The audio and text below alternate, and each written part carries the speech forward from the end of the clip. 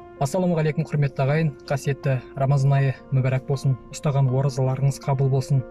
Осы бір қасиетті Рамазан айында Алла қаласа 30 отбасыға азық-түлік жеткізіп берсек деген ниетпен қыз-жігіттермен қазір жиналайын деп жатырмыз.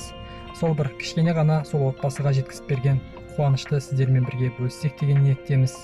Алла баршамызға, отбасыларымызға амандық берсін. Алла баршамызға разы болсын, жасаған жұмысымызға береке берсін.